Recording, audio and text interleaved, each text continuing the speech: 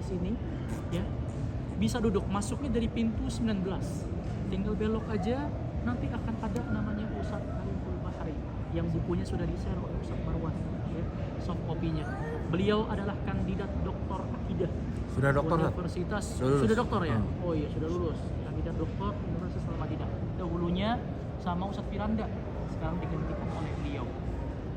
Ada perkataan yang sangat menarik sekali menurut saya dari Ustadz Ariful Bahri. Jangan sampai, kata beliau, kita datang ke Masjid Nabawi, kita datang ke makam Nabi, tapi tidak pernah mendengar hadis-hadis Nabi. Kita sedang berkunjung ke Masjid Nabawi, maka kita dengarkan ayat-ayat Allah, hadis-hadis Nabi. Apa sih penjelasan dari Nabi SAW? Di kota inilah, Pak, Nabi SAW mendidik generasi pertamanya. Terus dari kota Mekah, di sini Nabi SAW membentuk kekuatan Islam. Maka sangat bagus sekali kalau bapak-bapak sekalian bisa menghadiri majelis ilmu Ustadz Ariful Bahri setiap maghrib, insya Allah ada beliau. Di hari wafatnya ibundanya beliau, sorenya beliau hadir dengan mata yang sembab. Masya Allah, beliau tidak beliau tidak absen dari mengisi kajian. Jadi silakan. Itu yang pertama, kajian di Masjid Nabawi masuk dari pintu 19, ya.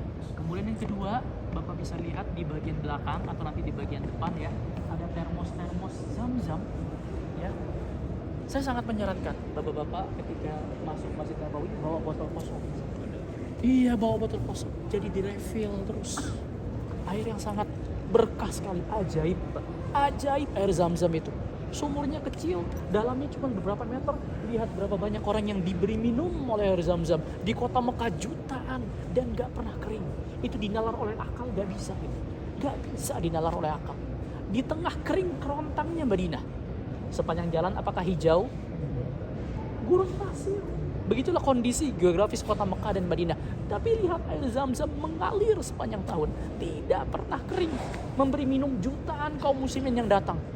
Itu kalau Masjid Nabawi di Indonesia bingung kira. Gimana ngasih minum orang sebanyak ini? Habis itu air aqua bangkrut langsung itu. Gimana? Istiqlal aja nggak bisa beri minum semuanya. Tapi lihat berkahnya air Zam-Zam. Maka sangat disarankan, ya, ketika berangkat Masjid Nabawi, refill dari air Zam-Zam. Di hotel kita minum Zam-Zam aja terus. Habis makan minum Zam-Zam.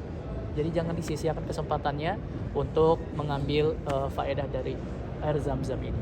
Kemudian yang ketiga, ya, biasanya nanti sebelum maghrib, misalnya Bapak masuk Masjid Nabawi, maghrib sekarang jam berapa nih maghrib? Maghrib jam 5.51, ya, 5.51. Di bagian kiri Masjid Nabawi itu ada seorang syekh yang duduk, ya. Biasanya sebelum maghrib ada, setelah maghrib ada, setelah isya ada, yang bisa membenarkan bacaan surat-surat yang kita baca di dalam Al-Quran. Minimal kita benerin Al-Fatihah. Gak usah malu, duduk aja. Semuanya orang pada duduk. Kemudian nanti akan dipanggil, sini maju baca Al-Fatihah. Udah bener belum Al-Fatihahnya? Ya, nanti akan diluruskan. Mungkin sa-nya kita, mungkin dha-nya kita, mungkin ta-nya kita, mungkin sya, masih kebingungan antara sa, sya, sama sa.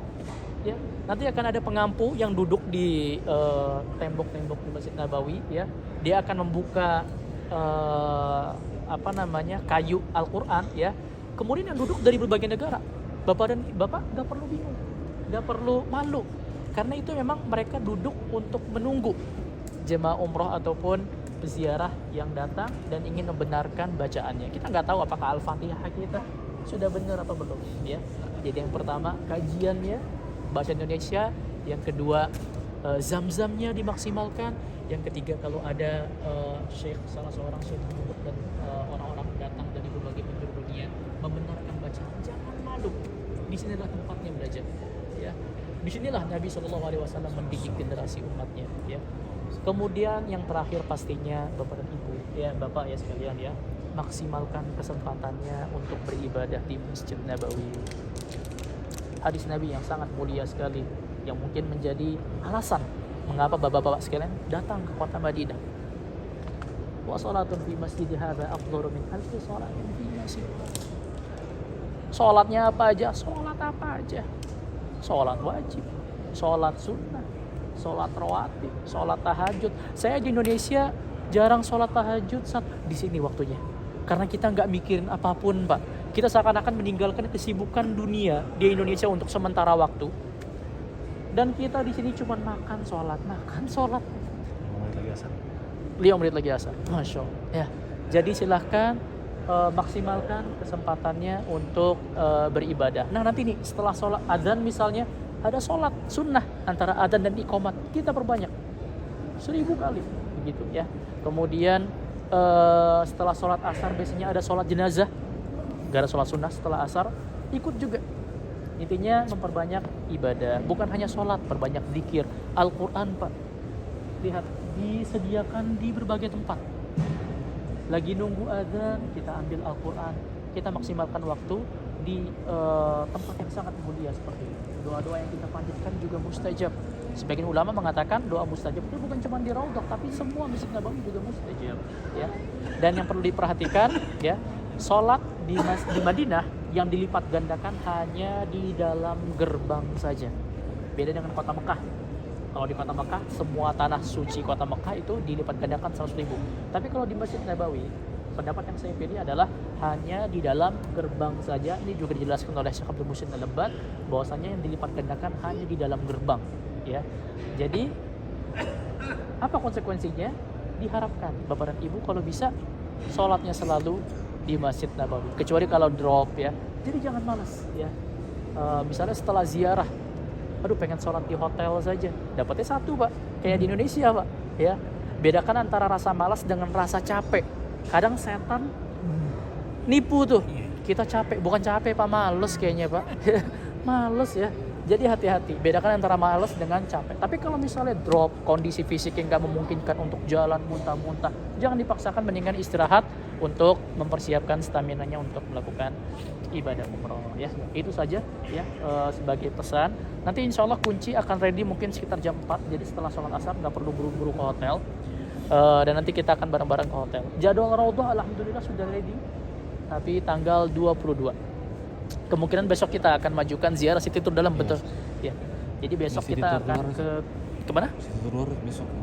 Besok bisa sih Sat, habis asar. Udah nggak bisa lagi soalnya waktunya. Iya benar. Jadi besok kita jalan-jalan deh di sekitar Madinah. Kita akan ke Masjid Quba dan lain sebagainya karena jadwal Raudhah kita itu lusa. Berarti lusa hari apa itu? Hari Senin. Bukan, hari Ahad. Hari Ahad ibu-ibu jadwalnya pagi, kita sore. Nah ya. Jadi kita besok itu hari Sabtu kita akan ziarah ke Masjid Quba. Wah ini enak banget Seth, kalau bisa ke Masjid Quba ya. Karena Nabi SAW ke Masjid Quba setiap hari Sabtu. Setiap hari Sabtu. Meskipun ada ulama yang mengatakan seminggu sekali menafsirkan ini, tapi ada juga yang mengatakan setiap Sabtu itu Nabi ke Masjid Quba. Kita bisa mengambil kebiasaan Nabi yang selalu ke Masjid Quba setiap hari Sabtu. Besok kalau misalnya nanti kita lihat ya bagaimana tim mengatur, tapi yang jelas jadwal Raudhah nggak bisa digonta-ganti. Jadi tanggal 22 insya Allah kita ke Raudhah. Besok rencananya kita akan ke Quba dan City Tour. Kemudian sorenya kita akan berkeliling ke Masjid Nabawi, kita ke Sakifah Bani Sa'adah, kita ke Masjid Qomamah, kita akan menjelaskan Quba hijau dan segala macam kesalahpahaman yang dipahami oleh jemaah umroh ya. Dan Wajan. kemudian Wajan. ya kemana sih? Wajan. Oh ya, syukron ya, itu saja mungkin tambahan dari Ana ya. Syukron. Assalamualaikum warahmatullahi wabarakatuh. Waalaikumsalam.